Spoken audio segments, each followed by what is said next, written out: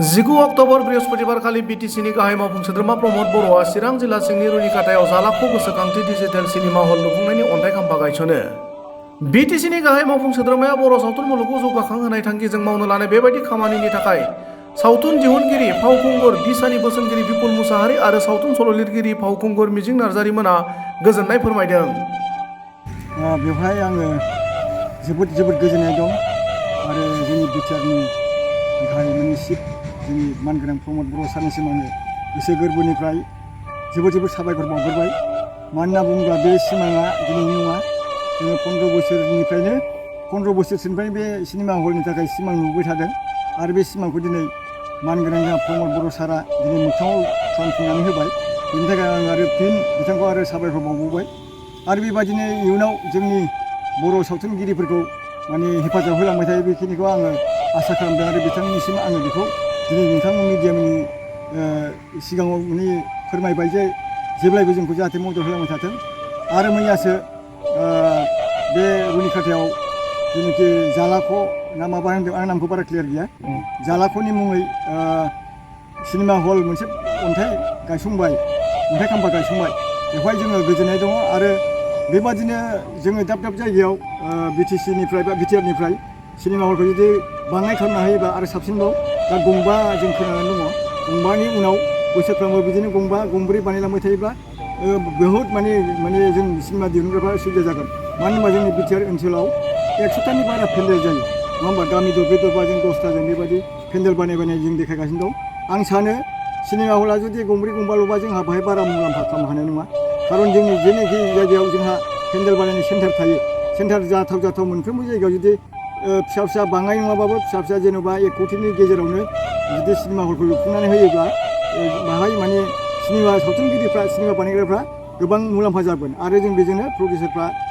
माखासे मुलाम्फा जायोब्ला जों गासैबो cameramen, director, script writer, actor, actress गासैबो फावखुंगुरफोरखौबो जोङो सिंगारनिफ्राय आरम्भ खालामनानै जोङो बिथांमोननि सुबिदाखौ होनो हागोन। बेखिनिखौ आं आसा खालामो। दिहुननायावथ' आं एक्सुवेलि 2000निफ्राय मावबोदोंथ' एक्सपिरियेन्सा गैया नङा दं। सिनेमा दिहुननायाव बिराद खस्थ', ओमफ्राय ओरै माखासे फाइनान्सियेलफ्राबो नोङो मोनसे सिनेमायाव बेसेबां बाजेट बेबायदि मोनसे केपासिटि लानानै बानायखानांगौ आरो खायसे बिदिनो जाफुङैया फाइनान्सियेल क्राइसिस, बेवहाय सोरनाबा एसे थाबथायो। ओमफ्राय सोरबा साक्सेस जादों। साक्सेस जानायनि गेजेरावबो माबायदि जायो एखमबा जोङो प्रडिउसारफ्रा गावजों गाव एसे एसोसिएसना थिग गैया, दासिमबो बारा मजबुत जायाखै। हिसाबै सोर माबायदि सिनेमा बानायगोन बेनि जों खुनु प्रिपेयार गैया। बेवहाय जोङो ओरैबायदि लस जानांगौ गोनां जायो एखमबा। बिटिआर ओनसोलाव 10टा फिल्म सोलिनांगौ, 30टा फिल्म ओंखारो। बेखिनिखौ आं एक्सपिरियेन्स मोनबोदों आरोखि। एक्सपिरियेन्सा बेवहाय दङ। लस जानायनि खारनाबो बेनो आरोखि, सिनेमाया बांद्राय बर'नोबा जों मार्केटखौ खम मोननो हायो आरोखि। सहायआ जोङो बिसा हिसाबै आर्टिस्ट,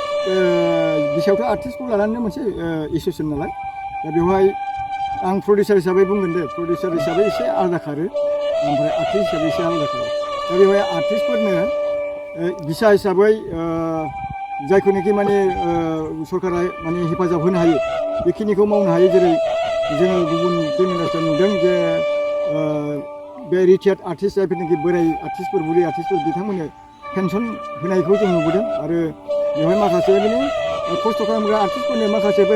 जोंहा जुदि बिटिआरआव जुदि बाजेट फैखायोब्ला बेफोरखौ एसे अनसुंथाइ होनायनि बेब'स्था लानो हायो। बेखिनिखौ आं दिनै नोंथांमोननि मिडियानि थ्रुयै आं बुंबाय। आरो प्रडिउसारफोरनोबो लामसाम जुदि बिदिनो ओरैनो फ्रि होनाय जुदि सिस्टेम गैयाब्लाबो माखासे प्रडिउसारफोरनो मेसिनारि इकुइपमेन्ट जेनेबा बायदिसिनाखौ लानानै लनफोरनि केपासिटिखौ खालामना होयोब्ला प्रडिउसारफ्रा थांना थानायनि लामाखौ मोनो आरो। दा थांनाय मैया समाव अन्थाइ खाम्फा गायसननानै थांबाय। दा बे सिनेमा हलखौ नोंथाङा माबायदि सिस्टेमाव जाजानो लुबैदों? बे सिनेमा हलखौ आं ओरैबायदि जाजानो लुबैदों, बेवहाय दा दिनैसिमाव जोंनाव मिटिं इसेबां मोजां खालामलायनाय जायाखै। बयबो गासैजोंबो जों मिटिं जायाखै। दा बेवहाय सिस्टेमा बियो गभर्नमेन्ट ओमफ्राय जायनाखि सिनेमा हलनि मालिक जागोन बिथांमोननि सानैनि गेजेराव बा पार्टि मोननैनि गेजेरावल' मुलाम्फा जागोन ना बाहाय माखासे बिसायाबो बिनि रेभिनिउखौ एसे अंश मोनगोन। दा जों बेखौ जेबो बुंथ'नो हायाखै। आं सानदों सोरबाया जुदि कमिटि एबा पार्सनेल जुदि सिनेमा हलखौ जुदि लुनायनि प्लान खालामनानै जुदि लुफैदोंब्ला बेवहाय निस्सय सरकाराथ' रेभिनिउखौ मोनखागोन। ओमफ्राय बेवहाय बिनि मुलाम्फाखौ सिनेमा हलानो जागोन नामा आं बेखौ सानदों आरो बिसानिफ्राय बिसाखौ जुदि अनसुंथाइ बा माबा मोनसे हेल्प होनायनि थाखाय बे सिनेमा हलनिफ्राय माबा मोनसे अंश थागोन नामा बेखौ जों दिनैसिम क्लियार जाथ'वाखै माबायदि मोनदों गिबियावनो बयनिसिमबो खुलुमनायखौ जासिबाय मैया जानाखि रुनिकाटायावहाय गोदानै सिनेमा हलनि फाउन्डेसन माने गायसननानै थांबाय बिनि थाखाय आं चिरां जिल्ला बिसा जानानै गिबियावनो दानि सरकारनिसिम रोजा रोजा साबायखर जासियो मानो होननानै बुङोब्ला सासे बिसाल' नङा सासे आर्टिस्ट हिसाबै आं बेखौनो लुबैबाय थादोंमोन जे मोनसे सिनेमा हलनि गोनांथि दंथारो होननानै खारन दिनैनि समा मोनसे गोदान मुगायाव आगान होबाय थादों थ' बयबो नायगिरि बिथांमोना मोनसे लाक्जारिस एबा फेशन बेफोरखौ लुगैयो जे मोना गुना बबेबा मोनसे पेन्डेल बानायब्रबनायाव थांनानै नायनो थाखाय माखासे सुबुंफ्रा खोब उसुबिदा जायो जेरै बोराय बुरै सुबुंफोर बा माखासे उन्दै गथ'फोरखौ लानानै नायनो थाखाय बे मोना समफ्राव नायनो खोब उसुबिदा जायो खिन्थु जुदि जोंहा बबेबा मोनसे जायगायाव थि मोनसे सिनेमा हल थायोब्ला थ' बेवहाय बयहाबो नायनो सुबिदा जागोन आरो बिनिफ्राय जों बेखौसो नेनो गोनां जायो जे जेब्ला बबेबा जायगायावहाय पेन्डेल बानायनानै फिल्मखौ दिन्थिफैयो अब्ला जोंनि ओनसोलाव दिन्थिफैगोन नामा होननानै पाब्लिकफ्रा नेनानै थायो बेनिफ्राय जुदि दिन्थिफैयाब्ला बिथांमोना नुनो मोननायबो जाया दा बे हिसाबै जुदि सिनेमा हला जाबायब्ला एबा सिनेमा हल थायोब्ला रायजो राजाफ्रा नायनो थाखाय खोब सुबिदा जागोन जे उमुक जायगायावहाय सिनेमा हल दङ बेवहाय मोनसे सिनेमा दिन्थिगासिनो आं बेखौ नायनो लुबैदों आं थांनानै नायगोन थ' बे मोनसे थासारिया फैगोन आरो दा बिनि थाखाय आङो दानि सरकारनिसिम आंनि गोसो गोरबोनिफ्राय रोजा रोजा साबायखर जासियो जे जोंनि बिसा बा आर्टिस्टफोरनि सावथुन मुलुगनि फावगिरि बिथांमोननि लोगोसे हारिमु सिबियारिफोरनि आरो रायजो राजाफोरनि खावलायनायाव जे जा सिनेमा हलखौ दिनै अन्थाइ खाम्फा गायसनबाय बिनि थाखाय आं दानि सरकारनिसिम रोजा रोजा साबायखर जासियो माबायदि मुलाम्फा जागोन सानदों बेवहाय मुलाम्फाया आं बेखौनो नुहुरो जे मोनसे स्टेन्डार्ड लेभेलाव फैगोन बर' सावथुन मुलुगा जे मालाबा जों बबेबा मोनसे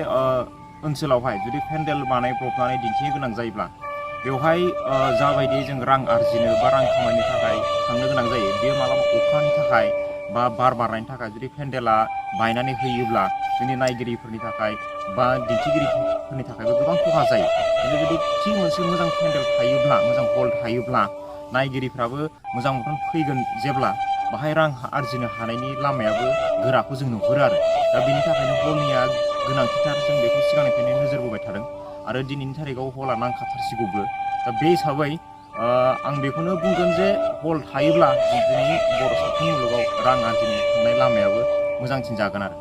फावखुंग्रि बेनिफ्राय सावथुन दिहुनग्रा प्रडिउसारफोर बिथांमोना जिथु सिनेमा हला गासिबो जिल्लायाव जायोबा माबायदि मोनसे मुलाम्फा मोनगोन होनना सानदों जुदि सिनेमा हला मोनफ्रोमबो जिल्लायाव गमामायै जामारोब्ला जोंनि जायनाखि प्रडिउसारफोर दङ बिथांमोनहा माने सानसेनि थाखाय साननैनि थाखाय अबेबा मोनसे टेन्ट हाउसफोरजों रायज्लायनानै बबेबा मोनसे गामिफोरावहाय पेन्डेल बानायब्रबनांगौनि गोनांथि थानाय नङा आरो दा मानो होननानै बुङोब्ला जों जुदि पेन्डेल बानायब्रबनांगौ जायोब्ला फिल्म दिन्थिनो थाखाय जोंहा बाहाय समनिबो गोनांथि दङ जोंनो समबो नांगौ आरो बिनि थाखाय एक्सट्रा रांनिबो गोनां जायो खारन सासे प्रडिउसारा जेब्ला फिल्मखौ दिहुनखाङो बेनि उनावहाय जुदि थि मोनसे हल थायोब्ला जों थोंजोङै बाव थांनानै दिन्थिहैनो हागोन आरो नायगिरि बिथांमोनाबो थोंजोङै फैनानै बे फिल्मखौ बाहाय नायफैनो हागोन दा बे हिसाबै साफ्रोमबो आर्टिस्टआ बाहाय मुलाम्फा दङ आरो एसे आर्टिस्ट हिसाबै जोंथ' खोब गोजोनगोन मानो गोजोनगोन होननानै बुङोब्ला जे मोनसे फिल्मखौ जुदि बबेबा मोनसे हलाव दिन्थिदों होननानै खोनायोब्ला बेवहाय आर्टिस्टआ बेसेबां गोजोनो बे गोजोननायखौथ' सासे आर्टिस्टआसो बुजिनो हागोन बेजों लोगोसे जितु दिनैहाय गंबा सिनेमा हलखौ गायसनजेनबाय थोजासे नङा उननि समावहाय बानायबावनो थाखाय मा खावलायगोन सरकारखौ दिनैनि थारिखआव आं बेखौनो बुंगोन जे गंबा सिनेमा हलजोंथ' थोखानाय नंखाया मानो होननानै बुङोब्ला सुबुङाबो बांलांगासिनो दंखायो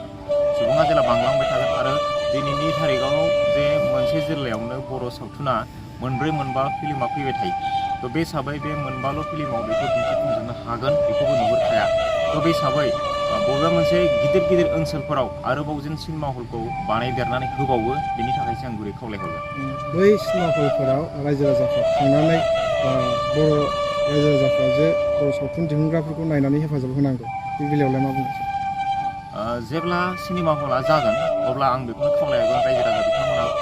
नायफै खारन जाय सुबुंफोरा मोना समावहाय सावथुनखौ नायनो लुगैयोब्लाबो नायनो हाया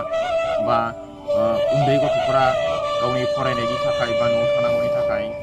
मोना समफोरावहाय जेराव पेन्डेलफ्राव थांनानै नायनो हाया बिथांमोनहा खोब मोनसे मोजां सुबिदा जाथारगोन जे साननि समावनो हलाव फैनानै नायफैनो थाखाय दा बिनि थाखायनो आं बयखौबो हलाव फैनानै जेन फिल्मखौ नायफैयो आरो जोंनि सरकारा जे बानायना होनाय बे गोदानै हल बेफोरो जेन थांनानै थायो बेनि थाखाय आं बयनिसिमबो गुरै खावलायहरो नोंथांमोना आवगोलनि बे सरखारनावबो बेफोरबायदि सिनेमा हलनि थाखाय माबा मेम'रेन्डामफोर होदोंमोन नामा? दिशा हिसाबैथ' सिगांनि सरकारनावबो मेम'रेन्डामखौ होदोंमोन खिन्थु थि सम बेफोरबायदि बा सुबिदाफोर जालायासै दा जायनि थाखाय नै दिनैनि थारिखआव बेयो जानो थांगासिनो दङ। जितु नोंथांमोना आर्टिस्ट हिसाबै माखासे गोनांथिफोर दंबावो सरकार थोरफनिफ्राय फैबाय थानाय समफोराव माबायदि नोंथांमोनखौ हेफाजाब होजानो लुबैयो बबे बिथिङाव? आंनि दिनैनि थारिखआव आं बेखौनो गोदान सरकारनिसिम बा दानि सरकारनिसिम बेखौनो खावलायनो थाङो जे जोंहा सावथुन मुलुगाव जेसेबांनाखि जौगानांगौमोन दासिमबो बेबायदि जौगानो हायाखै खारना जाहैबाय जोंनाव दासिमबो मोजां सावथुन मुलुगनि गिदिरथार स्टुडिअफोर गैया बा सावथुन मुलुगनि एक्टिंनि थाखाय ड्रामानि थाखाय सोलोंसालि गैया दा बेफोरबायदि स्कुलफोर जायखौ जोङो ड्रामा स्कुल होननानै बुङो बेफोरबायदि ड्रामा स्कुला जेन जोंनाव जाफैयोब्ला हामगौ जाहाथे जोंनि फैबाय थानाय फंबाय बिनानावमोनहा बे ड्रामा स्कुलावहाय एक्टिंफोर सोलोंनो हायो ड्रामा सोलोंनो हायो मिउजिकफोरखौ सोलोंनो हायो बेनि थाखाय खारन जोङो बेफोरबायदि ड्रामा स्कुल गैयिनि थाखाय गुबुन गुबुन स्टेटआव गुबुन गुबुन रायजोआव थांनो गोनां जायो आरो जोंनि बर' सुबुंफोरा बेसेबां माने रां खरसा खालामनो हाया दा बेनि थाखायनो बेफोरबायदि स्कुलफोरा ड्रामा स्कुलफोर मिउजिक स्कुलफोरा जोंनाव जुदि मोजाङै सफैयोब्ला ओनसोलावनो सोलोंनो हागोन दा बेनि थाखायनो आङो दानि सरकारनिसिम बा बेखौनो खावलायहरगोन जे जोंनि ओनसोलावहाय बा बे बड'लेण्डआवहाय मोनसे ड्रामा स्कुल जेन खुलिनानै होयो लोगोसेनो मोनसे गिदिरथार शुटिं स्टुडिअ बेफोरबायदि जों खुलिना होयो जाहाथे जोङो गुबुन जायगायाव थांनाङा थ' अब्ला जोंनि सावथुन मुलुगा आरोबाव खोब दावखोगोन होननानै आं आसा खालामो।